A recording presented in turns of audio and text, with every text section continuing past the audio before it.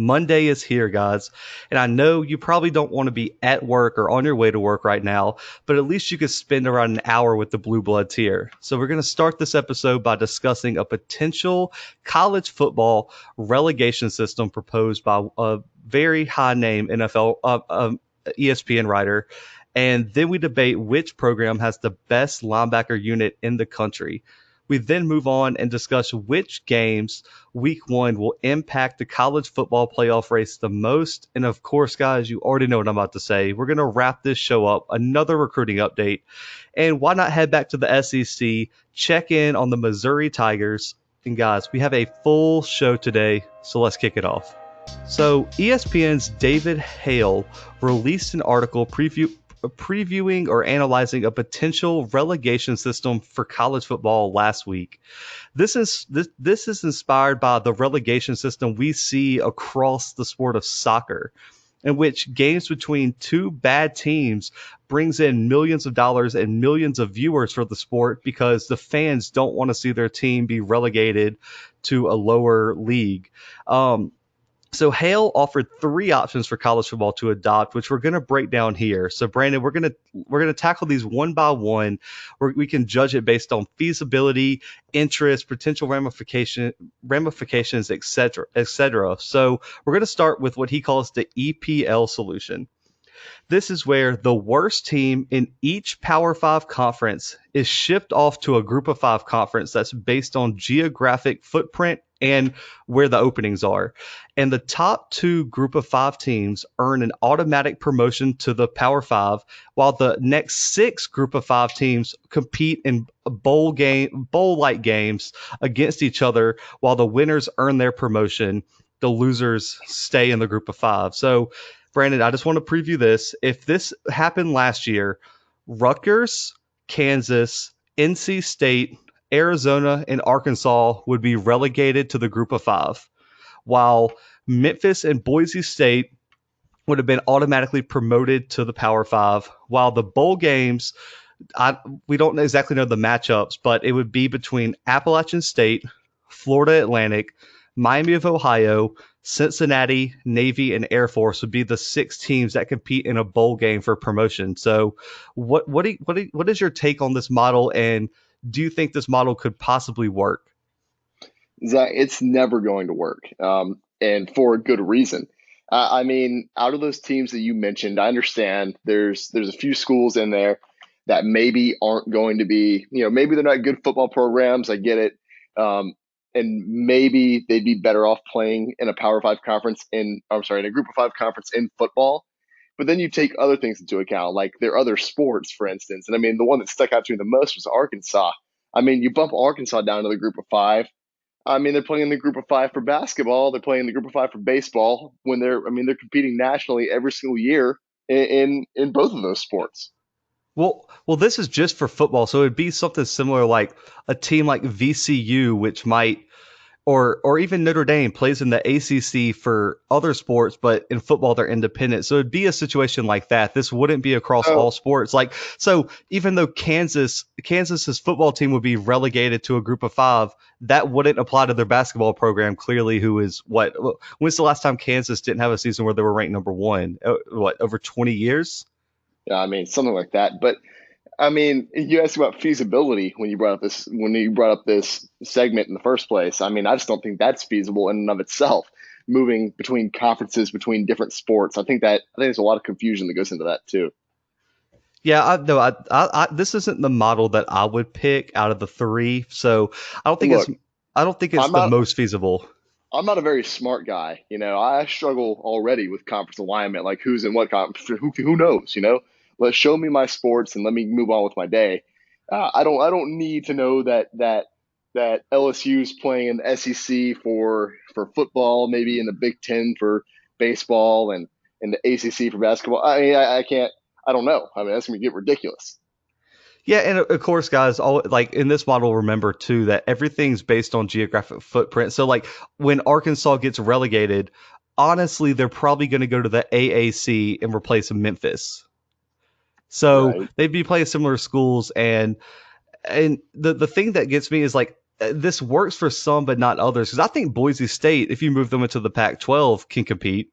Yeah, If you replace Boise State with Arizona, the Pac-12 would be getting better, right, in terms of football.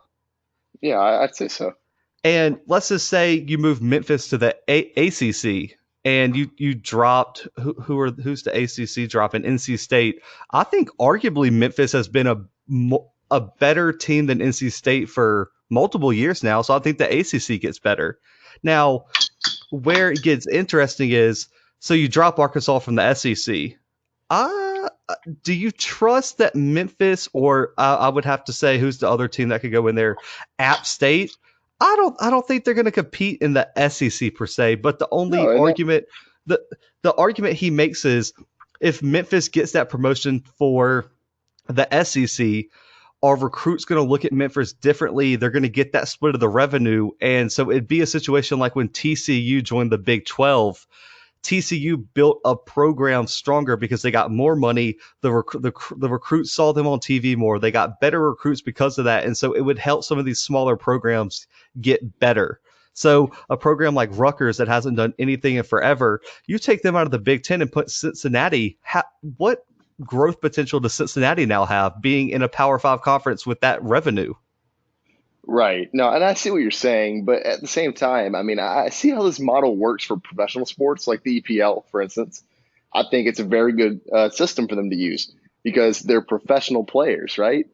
So they're going to be there Right. year after year. They're going to be at that school for, or they're going to be with that team for more than 3 or 4 years. I mean, so that team's going to remain like consistently either pretty good or not that good, or like they're the team's going to be about the same between this year and the year after that. So I get if they have a really good season beneath the Premier League, they move to the Premier League the next year and they end up doing really well there. But in college, it's not like that. I mean, you take a team like FAU, who you said would be playing for a spot to make it into the Power Five.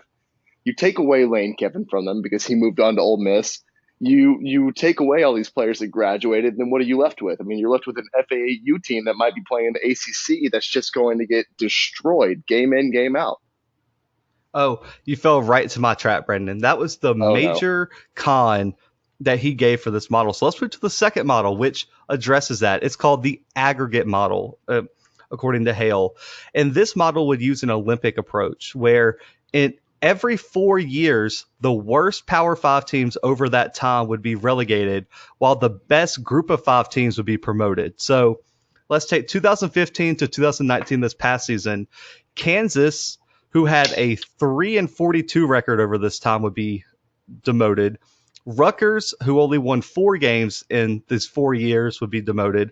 Oregon State only had 8 wins. They would be let go. Arkansas would be let go. And this is funny. The ACC has 3 teams tied for the worst record over these 4 years in Boston College, Syracuse, and Duke. According to this, they move to margin of victory or margin of loss at this point, and Syracuse gets relegated because they lose that tiebreaker. And for the automatic promotions or bowl games, so he didn't really specify. You can either do automatic promotions or do like a 10-team tournament for the 10 best group of five teams.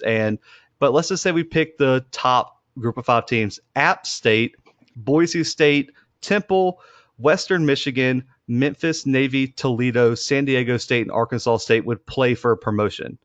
And this is a model that I actually would go with if we had to pick one, because your argument was, what happens if a coaching change, just a young quarterback, something like that happens? Well, if you're Kansas and you win 3 games in 4 years, and you have an App State team, Boise State team that's won almost 40 games in that time, I think this is a fair way to do it, because if you can't get the program together in 4 years, I mean, do you really deserve all that share of revenue? So the argument here is, does a team like Rutgers that brings no money in for the Big Ten deserve to get that share of the revenue? Yeah, and see, this one makes a little bit more sense to me. But at the same time, I mean, what are we doing relegating teams down? I think, and I guess my argument here would be this kind of already happens naturally, right? I mean, there's such thing as conference realignment. I get it doesn't happen all the time. It doesn't happen every 4 years on that 4 years or whatever the schedule would be. But conference realignment's a real thing. I mean, ask UConn about it. They don't have a conference anymore because they weren't good enough to compete in the AAC. I mean, it happens Right. all the time. And so, I mean, what are we doing here? Let me ask you this, Zach. I want to know your opinion on this. Where, what are we doing when it comes to, um, so you mentioned maybe moving teams up, like if they're good enough, moving them up to the Power Five conference that's geographically appropriate for them, right? Right. Right. So you would be opposed to moving them up and creating like I guess like a shoot, what am I trying to say? Like a like you'd have the best Power Five conference at number one all the way down to number five, and then moving these Group of Five uh, teams up to the lowest ranked conference. Yeah, you'd be opposed to that. I mean, I wouldn't be opposed to it. I think that's a good idea. It's Well, just that's not what he included in the model. The model would be geographic location, and I think that that's the way it has to be as it is right now. Because if you add Boise State to the ACC, that's going to be outrageous. You would have Miami traveling all the way across the country to go play a conference opponent, I mean, and I agree with you. and so I think geographic would be the best. But if the okay, so the next model is called the chaos model, is what I named it. Uh-oh. He called it. He Oh, you said, know what? I actually like this one if it's called the chaos model. yeah. But before we get there, I mean, it kind of does something like that. But for me, I really agree with this to a point because I think it restores the competitive balance. And one of your arguments against the past model is if you move a team like FAU up, how do they compete? And then they're going to get relegated next year. With this, Right. you move a team like Appalachian State or Temple or Memphis up, and they have 4 years of that ridiculous income, 4 years to get their name out there, to get those better recruits in, where when that fourth year comes around, they might actually be competing. Yeah, And that's true. so you probably limit the turnover, and it forces teams like maybe let's just say Vanderbilt, Kentucky, Arkansas, and the SEC to you have to fight to stay in that. I Right. mean, and how big would a game be? So right now, so let's just say next season, week one, Appalachian State play Temple. Do you think where do you think that game ranks in terms of viewership in a normal college football season? It's not very high, Probably obviously. not even top 50, honestly. And if you took away those cities, it probably would be much lower. But what about App State versus Temple to see who gets to be promoted and who gets relegated? How Yeah, popular no, would that that's be? like through the roof ratings, and that I'd watch that. I would watch it every single day, and I think it gives bowl games more importance. It takes away from, hey, who cares who wins the Bahamas Bowl? But what happens if the Bahamas Bowl, if you lose that SEC income Yeah, fair. or that Big Ten income? That becomes a whole lot more important. And then you to have players sitting out bowl games or not caring. Do you think Leonard Fournette, if LSU his senior year was playing to stay in the SEC, Leonard Fournette would want to be part of the graduating class that cost LSU their spot in the SEC? No, absolutely not. But players would play out of their minds for this. And for me, if the argument I hear people like we talked recently about Colin Cowherd saying bowl games don't matter, most college football games don't matter. If you're talking about just competitiveness and making these every single game mean something, which for me college football already does, but if you want to just put that inject steroids into that, adopt the relegation system and see if you have teams like Rutgers that are going to be okay with their coach winning 4 games in 4 years. Right. No, I mean, And I definitely get what you're saying here. and so we'll move to the chaos model, guys. So Brandon, this model is going to take a second to explain. If anyone needs clarification, just hopefully Brandon needs it too for listeners. But we're going to remove all established conferences first and form 4 super conferences that are composed with 2 divisions. And then we're going to have another league, which is pretty much the group of five. He calls it something different, but to keep it simple, we'll have a Power Five league, a group of five league, and it's all based on geography. And the top 2 teams in each division earn a playoff spot in a 16-team playoff, while the last place team in each division will have a bowl game showdown in which the winners keep their spot and the losers are relegated to the bottom conference, and the conference champs from the group of five will earn an automatic promotion. So, Right. for this past season, our relegation bowl games would be Rutgers NC State for the Northeast, Arkansas Georgia Tech for the Southeast, Purdue Northwestern for the Midwest, and Arizona Texas Tech for the West. The promotion bowl games would be App State versus Navy, Memphis versus Louisiana Lafayette, Western Kentucky Air Force, and Boise State San Diego State. Yeah. So I mean, this is the chaos model, and it sounds like absolute chaos, which is why I don't like it, because this would be like taking just a paint bomb and setting it off in a house. Like no no, one see, knows what's going on. I'm at it. I just, there's some days, Zach, that I think that we could not disagree anymore. And I've been staunchly against relegation up till now. I love chaos. I've made that abundantly clear on the show. I love it. I love having more football, and this sounds like we're gonna have a lot more football. So yeah, let's do this one. A 16-team playoff and 4 relegation and promotion games. I mean, You called it a relegation showdown. I mean, the wording alone it can turn me. That is fair. I mean, Rutgers NC State, if it was played last season, might not get 10 views. If Rutgers NC State had to play to see who gets shipped off to another league, that's getting 3 million viewers minimum. Yeah, put them on an island. I mean, the losers have to go to an island for sure, right? Yeah, Ship and them off. we talked we talked about no more neutral site games. They're selling out Jerry World for this game. Yeah, I'm in. I love it. Let's do what Dana White did for the UFC. Let's get Football Island, and that's where you play all of the promotion demotion games. I need it. Just call Dana White up. Be like, listen, we need that island off of Abu Dhabi. It's going down. Rutgers, NC State for the relegation title.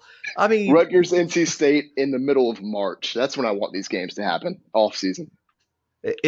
It's outrageous, man. And I'm going with the aggregate model, but if we're just gonna say screw it and do this, then why not? I mean, we get a 16-team playoff, 4 super conferences, so you're probably having Alabama, Clemson, Auburn, Texas, Michigan. Who do you want to put? Who Michigan, Washington?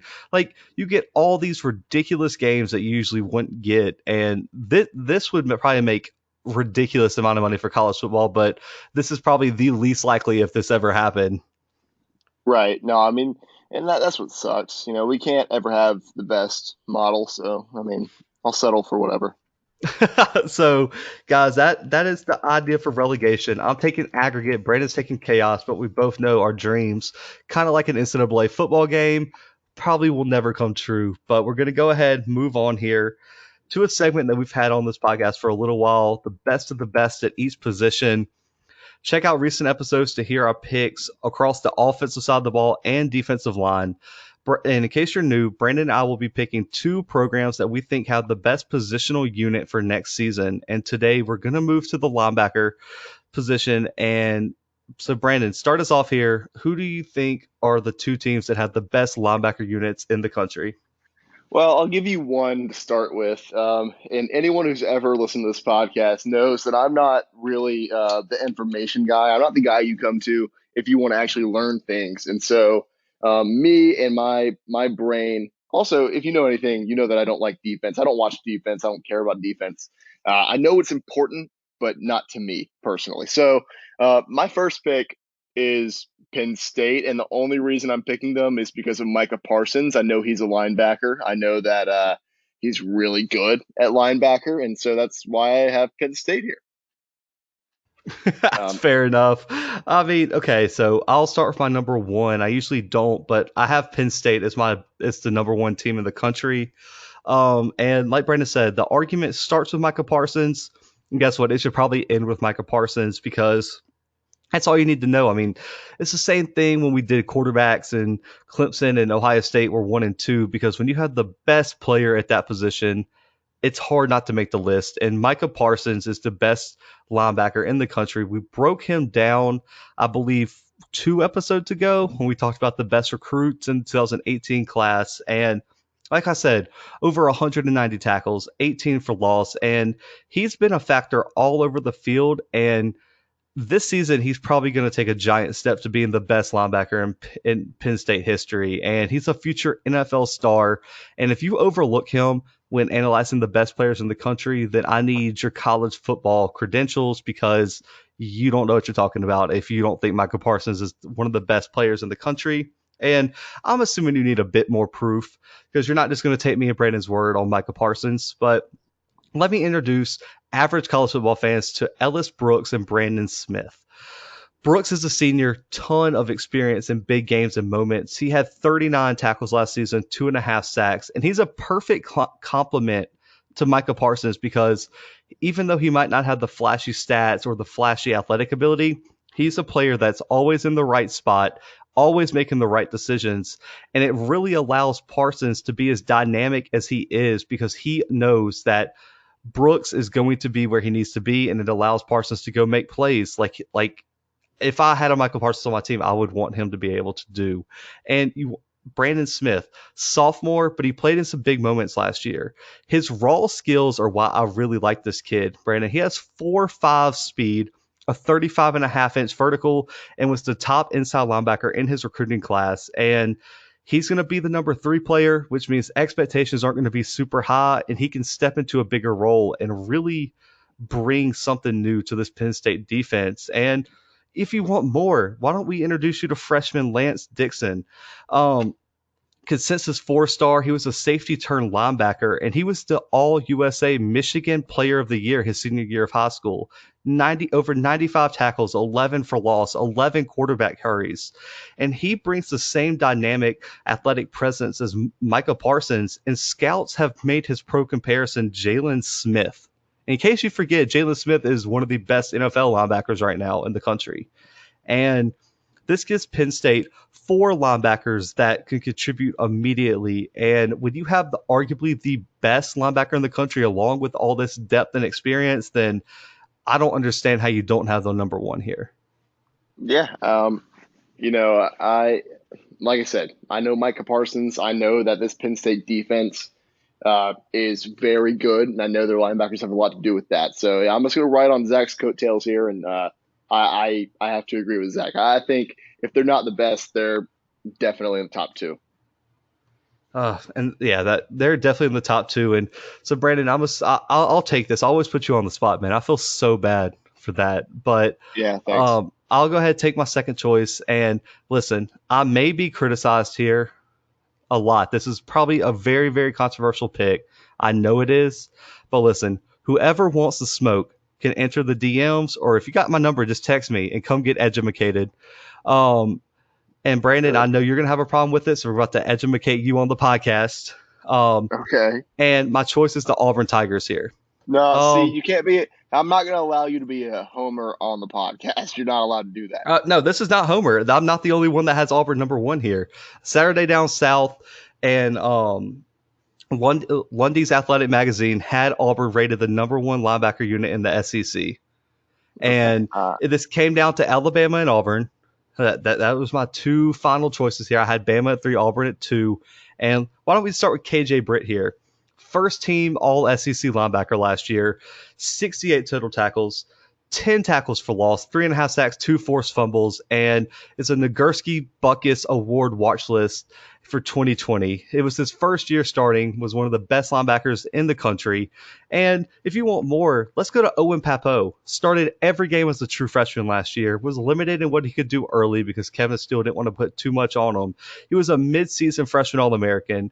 He had 50 total tackles, 3 for loss, 2 sacks, 2 pass deflections, and he's an ultra-athletic linebacker, former 5-star who's going to step into a huge role in year 2 at Auburn. Scouts compared him to Roquan Smith, where he has 4.4 speed as a linebacker, Brandon, a 4-second shuttle and a 40-inch vertical, and was number 2 as a senior in high school in the Nike opening finals. That's just the number 2 best linebacker in here. And we're not done. We are educating everyone listening here. You want more, right? So Penn State was returning 3 of their top linebackers from last year. How about 4 for Auburn with Zacoby McClain and Chandler Wooten, who also started last year? And McClain racked up 55 total tackles, 5.5 for loss, an interception, by the way, which was the 100-yard pick six against Bama, ranked second in the SEC in forced fumbles.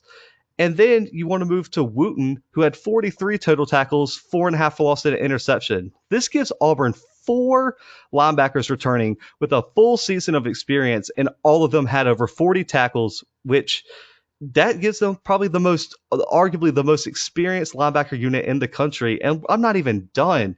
Let's talk about freshmen since we want to talk about recruits for Clemson's D-line and all this stuff. They have Wesley Steiner. He was the kid who went viral on ESPN for his 405-pound power clean and was the top-rated player over Julian Fleming from Ohio State at the Nike opening this year. So Auburn has the number 1 player from this year and the number 2 player from 2 years ago in the Nike opening finals, which is given to the most athletic player at the Nike opening.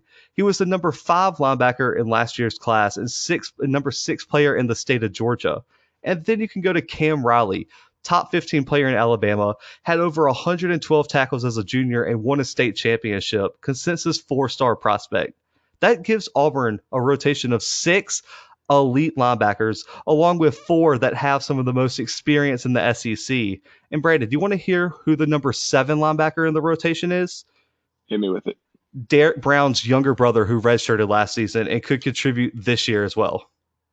Yeah, that's always great when you have the younger brother of probably one of the greatest defensive players in the history of your school. Yeah, so guys, you can criticize me all I want, and like I said, I'm not the only person who has put Auburn number 1. And I think Auburn arguably, regardless of how you feel about them being number 2, they have a top 5 linebacker unit. And we can go back and forth about it because I promise you aren't going to be able to find a linebacker group that can go hand in hand with Auburn Tigers outside of maybe Penn State and Alabama. Yeah, and speaking of that, I have Alabama at my other linebacker core. Like I said, not a smart guy, not a very educated man.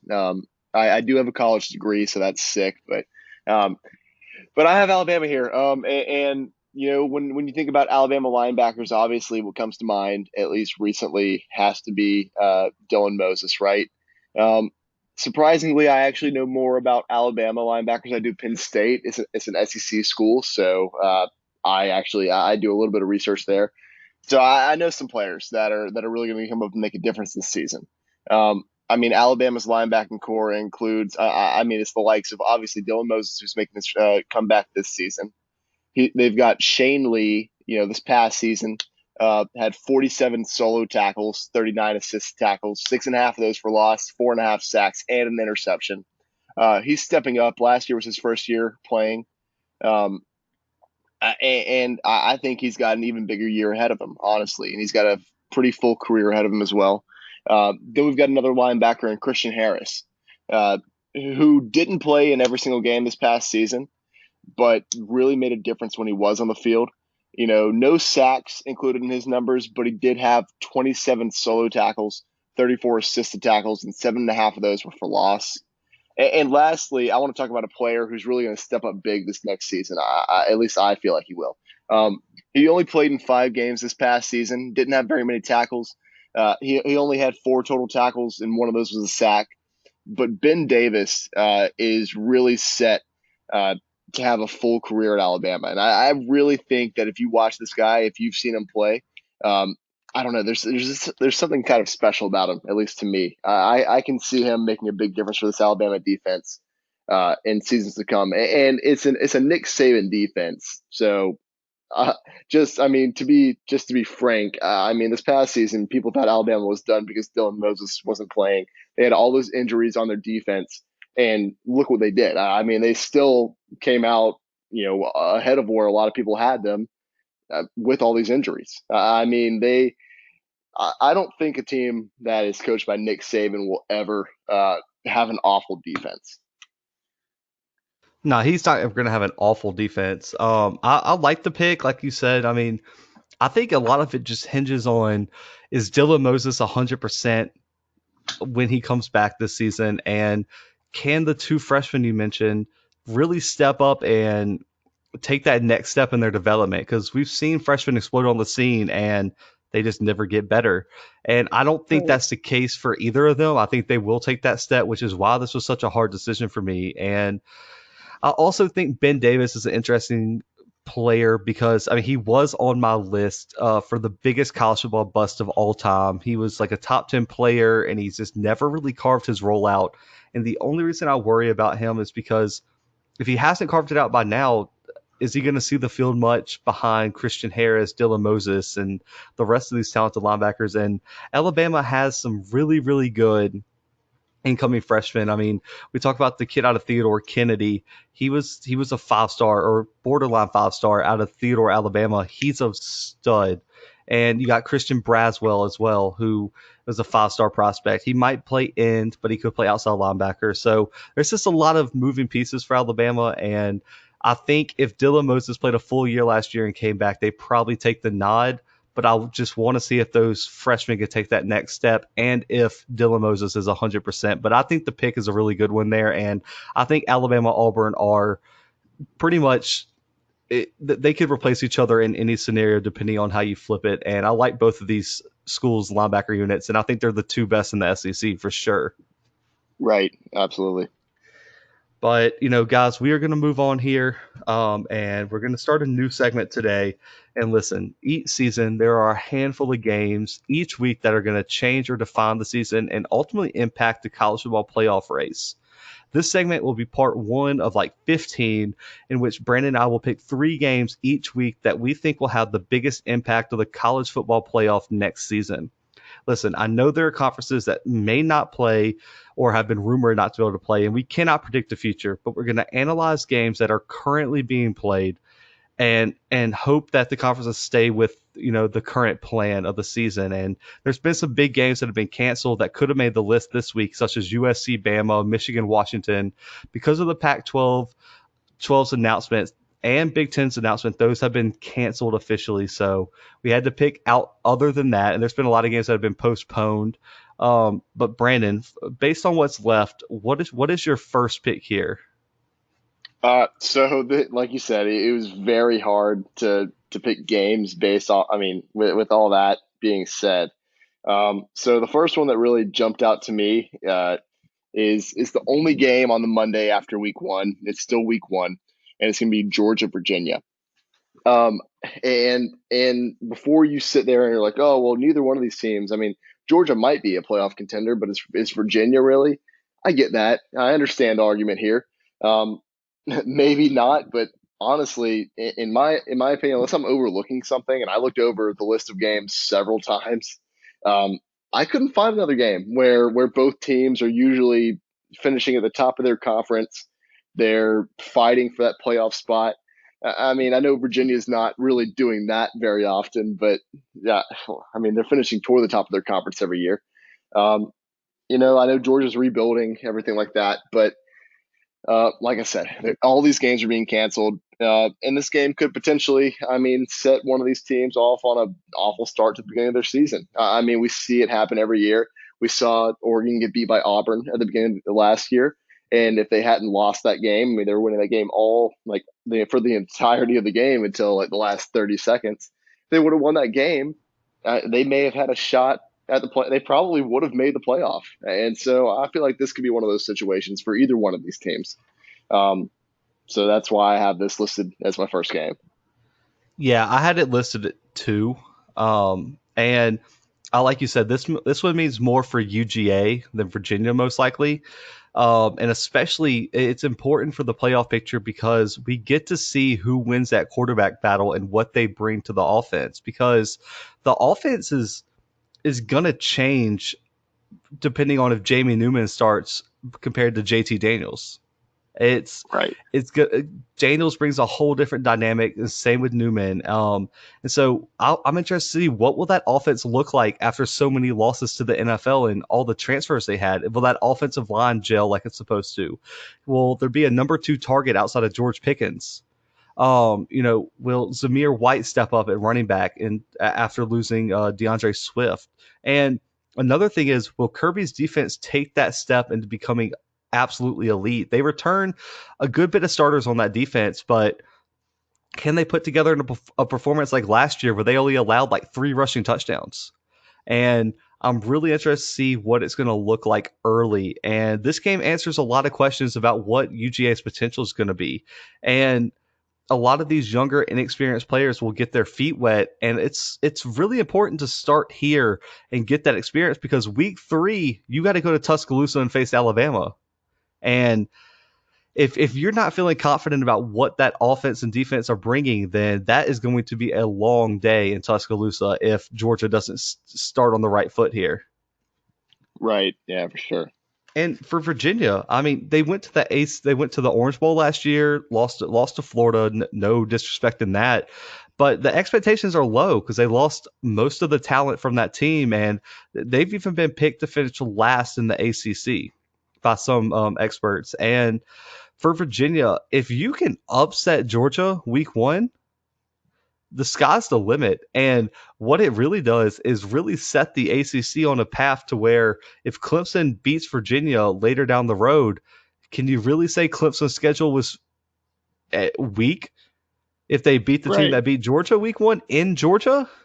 I Yeah. mean, and for Virginia, this all it is about pride, and you got nothing to lose. Go out there and throw everything to the wall. But this is on the list because of the Georgia Bulldogs, and I don't think anyone's surprised about that. No, no, well, at least I'd hope not. Um, No kidding. I've got another one. Do you want me to go ahead or do you want to take Yeah, this one? go ahead. All right, so I think Zach's gonna like this one. In my honest opinion, I don't know if it really affects playoffs, but like I said, there's not a lot of games being played. A lot of games have either been postponed or canceled. I didn't take either of those into account here. With my next game, I'm going to take North Carolina UCF. Um, if Zach's right about North Carolina, I think that this game is incredibly important to the rest of their season. We all watched UCF play this past season. We saw them kind of fall off in the previous 2 seasons. Um, you know, they haven't been the same team really, but I have a feeling that Dylan Gabriel can kind of pull it together. This is his sophomore year. His freshman season, he did very, very well. Um, a lot of things just weren't clicking for UCF. It'd be interesting to see if they get back into the swing of things that they've been able to do for the past 2 seasons before this past one. In North Carolina, it's going to be interesting to see how these recruits that they're pulling in somehow are going to react in their new environment. It's going to be interesting to see how Sam Howell performs his second season. Obviously, I mean, he was probably, I'll give up the stick for a second. He was probably the best freshman quarterback in the country this past year. So it's going to be interesting to see how both of these teams perform.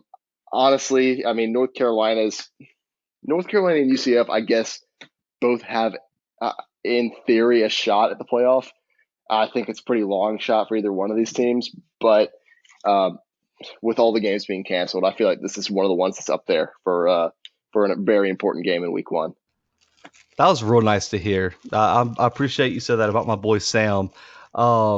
But this was my number 1 game. I think this has the most playoff implications for week 1.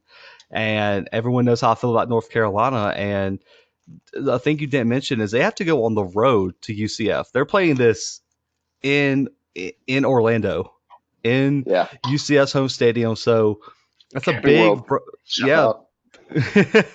that big opening road game. And we saw a team like Wisconsin do this last year with USF, even though it didn't turn out USF didn't turn out how everyone thought they would. But UCF is returning a lot of talent. They have a strong team, and I think if North Carolina goes in there and beats them handily, you have to respect that.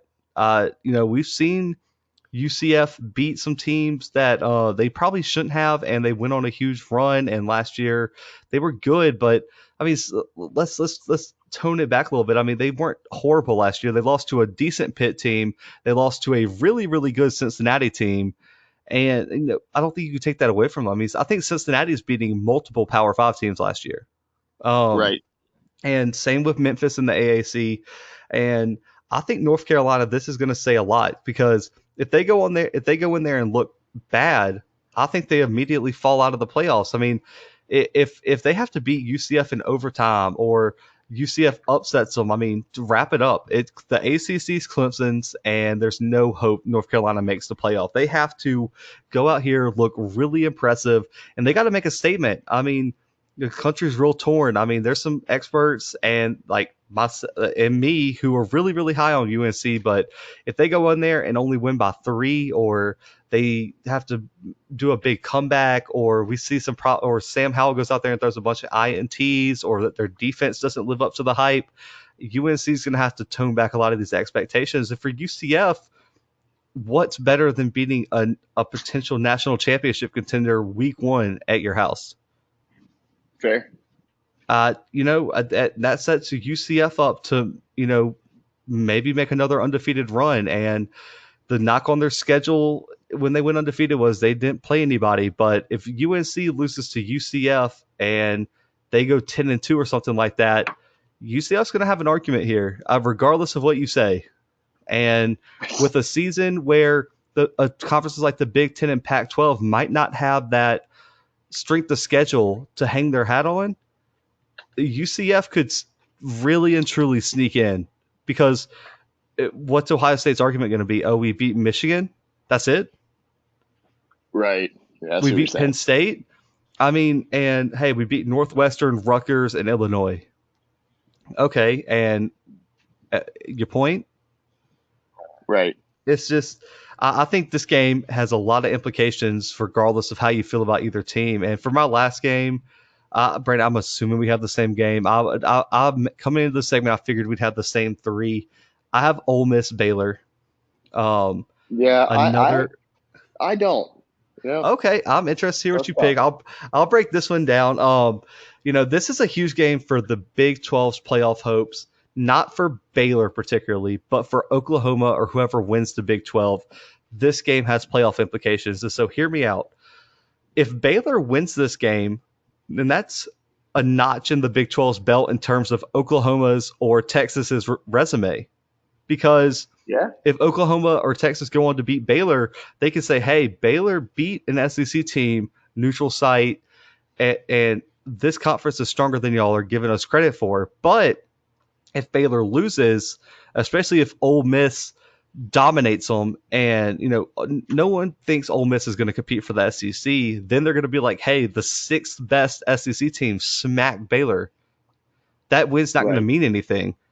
And so I think this game is only on this list because of the conference implications for the Big 12. And the SEC can, hang their hat on this one, because if Lane Kiffin pulls let's say Gus Malzahn, and has Ole Miss rolling toward an SEC championship, SEC is going to have a major argument about strength of schedule and superiority across the other conferences.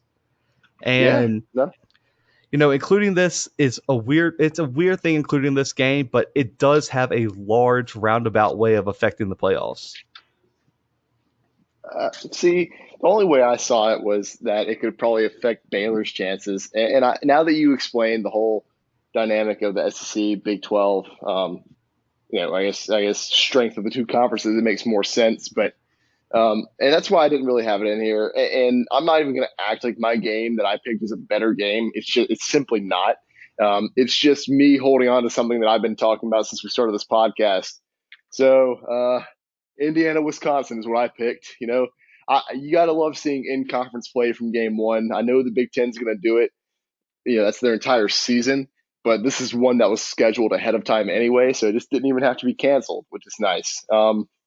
Indiana, Wisconsin, not a lot to say here. Indiana's pretty mediocre year in, year out. Wisconsin's usually pretty good. Still no national championships, so that sucks for them. But I think that this is a game that's really going to set Wisconsin's schedule. We're going to see the tone of the team from this first game, and we're going to see whether this team is going to be affected in a greatly negative way by Jonathan Taylor's dismissal or moving on to the NFL. Rather, I was going to say dismissal from the team, but that just sounds bad, huh? That sounds awful. That was a poor choice of words. No, so bad. I need to probably think about what I say before I say it more often. But I guess we can kind of see the way this Wisconsin team is going to play. I'm holding on hope that maybe they'll win a national championship one day. They're not even my team. I feel like I've fallen into this loop of Now I'm a Wisconsin fan since we started this podcast. You're a North Carolina fan since we started. We've all got our teams and our biases. So um, yeah, I mean, I don't really know what to say other than that. I think that Big Ten football from the jump is going to be great. Like I said, I'm not even going to try to defend my pick like it's better than what you chose. It's what I chose. Nah, I don't think it's a bad pick, man, because Wisconsin's going to be an interesting team. The Big Ten needs them to be good because Right, if they fall off a cliff, Michigan's Michigan. I know y'all know how I feel about that team. And then if what if Minnesota falls off too? right. Ohio State's not going to have anyone other than Penn State to hang their hat on, and I don't think a lot of experts are going to give them much credit for beating Penn State No, they because probably won't. everyone's unsure about that offense. I mean, do you believe in Sean Clifford? I don't. Not at all. Not even a little. Oh man, it's gonna be a weird year. I mean, this is gonna be an interesting year for the Big Ten. But guys, we're gonna move on here. Last segment of the day, and before I start, it's a recruiting update. So I figured I'd give y'all some breaking news. It won't be breaking news tomorrow, but it's breaking news right now. Bama just landed the commitment of the number one defensive tackle in the country. Uh, Yeah, it gives them their I believe it's third 5-star commit since June started. Good. I'm So glad. It's the they're worst day catching ever. they're catching up to Ohio State. His name is Damon Payne, number one defensive tackle, top 15 recruit. He's a monster, and Alabama's on a roll. And that class is getting scary. And it was what February when we had the thing about how they had one commit. Well, guess what? Nick Saban corrected it just like we said, and oh my God, this class is turning out to be ridiculous. But enough of that. We're doing the recruiting update here. We're gonna stay in the SEC. We're gonna analyze the Missouri Tigers 2021 class, and they had the second lowest rated class in the SEC last season. But new head coach Eli Drinkwitz is looking to build a Missouri program that is not too far removed from a few SEC championship appearances, and the class is headlined 4 top 500 recruits, and they still are in the contention for a few of, I would say, elite recruits. But Brandon, what is your take on this class, and do you see Missouri getting back in contention for the SEC East? I'll say it is really good. It might even be great for Missouri. They've been able to pull one 4-star recruit so far in Travian Ford. Uh, he's a defensive end, and so that's their only 4-star recruit so far. That might be what they end up with.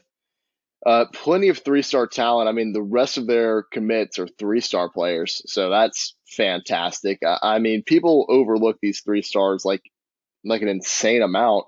And I honestly can't put my finger on why they do that.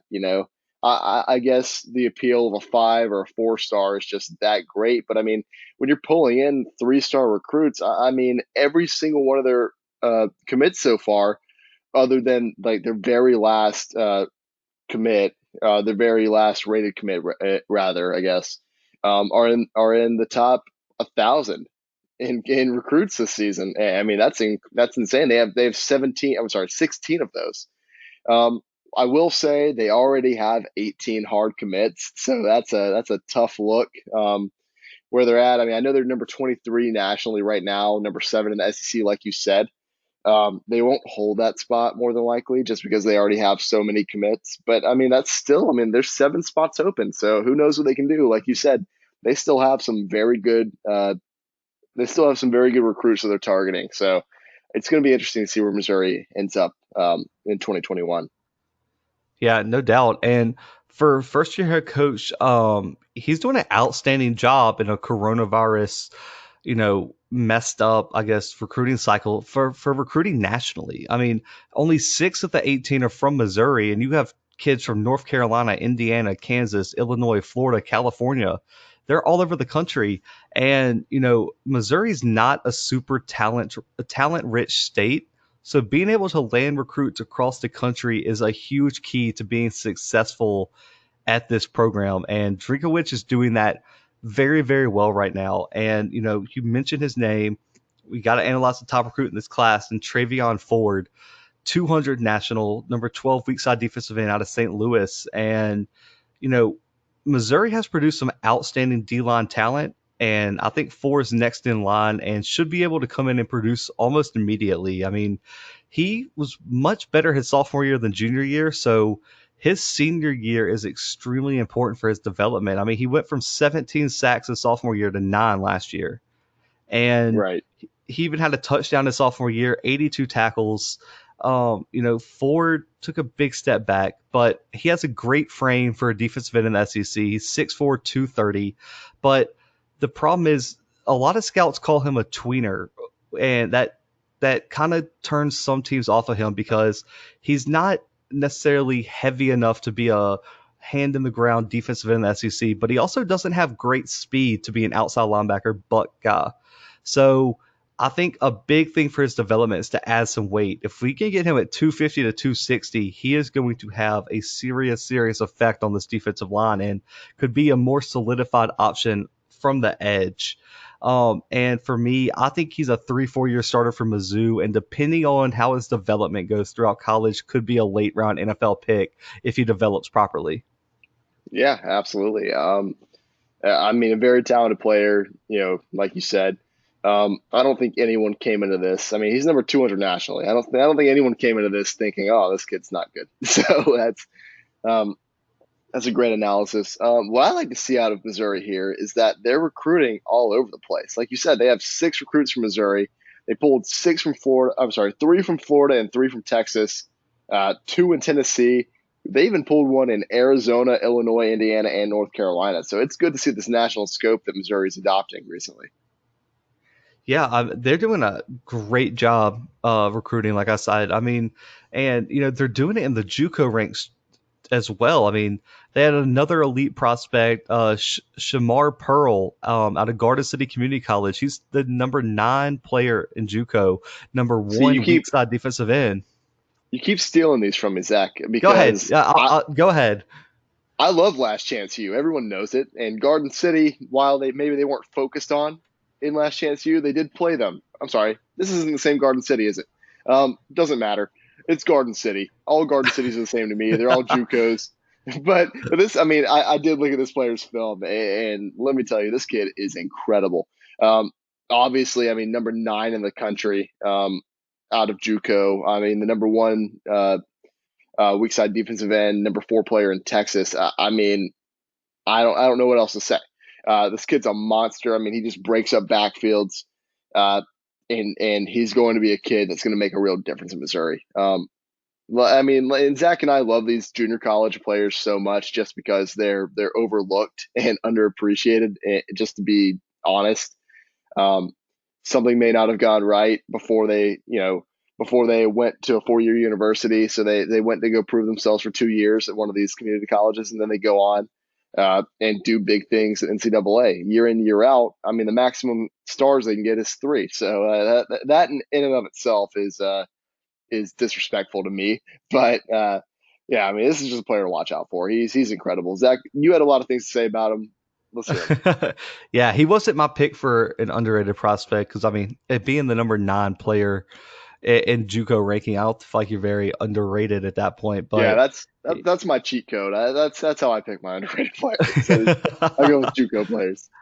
but I think he's the perfect complement to the player we just covered earlier, Ford, on the other side of the D line. I mean, Pearl is long and rangy as well, 6'5", 235, and shows great physicality off the edge. And the thing that gets me, though, the reason I couldn't pick him as my underrated prospect is I think he still has some development to do, man. I mean, I watched his film as well. I think he has the raw tools to be a very good defensive lineman, but just sometimes he seems to play too upright for me sometimes. Like, he doesn't really come off the ball. Like, sometimes he just stands up, and I think if you do that against an SEC offensive line, you are going to get destroyed. And he doesn't do it all the time. There were a few plays where I was like, oh, okay, that could have been real bad if, like, let's who do you want to put? Alex Leatherwood? If Alex Leatherwood was there, he's getting mauled. And but he makes up with that with great explosion and hand movement. I mean, as soon as he comes off the ball, his hands are moving, and the offensive lineman has a real problem trying to engage him. And I really like that. And he had 22 tackles last season, two sacks, 4 pass breakups, and for me, he consistently made an impact and seemed to be a true leader for Garden City. And I think Pearl, on the flip side of Ford, could play a hybrid position. He is a little bit bigger, but just based on his film, he looks much faster and much more athletic than Ford, and could play that buck slash outside linebacker position. And I think this is going to give the Tigers one of the most dynamic defensive end duos in the country. Yeah, I agree with you 100%. I mean, it's going to be a deadly combination between these two. Just both incredible defensive ends. Oh man, and I guess this is the last thing we'll talk about, man. It always comes down to me. But my underrated prospect, we're gonna take a trip down to Rockledge, Florida, and look at Zachary Levet. He's number 721st national, number 32 inside linebacker. They say inside linebacker, but he plays outside. I don't know how he got ranked like that. 247 do better. But I think this is a prospect that Miami, Florida State, and other Florida programs are going to regret letting leave the state. I really do. I think he shows in that instinct you can't teach. Like, he knows where the ball is going to go. He shows the explosion and speed to get there when he reads a offense, and I think he has a factor to be he has a real chance to be a factor across the entire front seven. I think he can play inside linebacker and stop the run because he's that physical, that explosive. He can play outside linebacker and drop back in pass covers because he's that athletic and that fast. Or he can put his hand in the dirt and play DN and rush the quarterback because he has that explosion and he has that hand movement and just that go-getter mentality based on his film, and his versatility is why I'm picking him as my underrated prospect. Last season, he put on a show down in South Florida, man, and I can't wait to see it come to the SEC with 93 tackles, 15 tackles for loss, 4 sacks, and for me, he's a run stopper that can bring the boom when he gets moving downhill. Like, once he locks his eyes in on a quarterback or running back and he gets moving downhill, there is nothing you can do, man. I mean, he is going to run through a blocker and run through that tackle. And watching his film, he really popped off the screen. I mean, I know Huddle highlights the player when you're watching the film. You didn't have to do that. I knew exactly who I should be looking at on every play because he is that type of guy. And on the film, there's just something about him where he's that type of player that you can tell he's playing with so much heart and so much effort that it makes his teammates play better. And that's a skill you cannot teach. And on multiple plays, he may not have gotten the credit for the tackle or the sack or the INT, but he was doing his job playing 100%, and it set up his teammate by doing the right thing. And that's something that no coach in the world can teach a kid to do. You're just either bored with it or you just don't have it. And Lovett has it. And I think that's why he's worth much more than the 721st ranking here. And I think he's going to be a future NFL prospect coming out of Missouri. Yeah, absolutely. I mean, incredible player. So yeah, you hit the nail on the head. I really, really like this kid. I don't know if you watched this film. I don't know if anybody listening has watched this kid's film. I doubt it. But, like, go look him up, man. Go to Missouri's Recruit Class 247 Sports and watch this kid's film, or just go to Huddle and find him. And this kid, I really, really was impressed with this film. And playing in Florida, man, there's no argument that, oh, he didn't have any competition. Oh, he was just playing against, crappy kids who aren't going D1. I mean, Florida puts out hundreds of recruits every year, and I think that's what makes them even more special coming to Missouri. Yeah, for sure. But guys, that's it. That is a wrap on this episode. Another hour here on the Blue Bloods. Hopefully we got you through your Monday a little bit quicker. Social media, the Blue Bloods. Instagram is at @the Blue Bloods. Twitter at the __ Blue Bloods. Facebook at the Blue Bloods Pod. Y'all know how it goes there. YouTube, the Blue Bloods CFB Podcast. Go subscribe. Share this podcast with all your friends, family. Just post it everywhere, man. We appreciate all of y'all who are listening, man. Cannot believe we're over 100 episodes in. Can't wait for college football. Big announcements on the way. But for right now, guys, we out.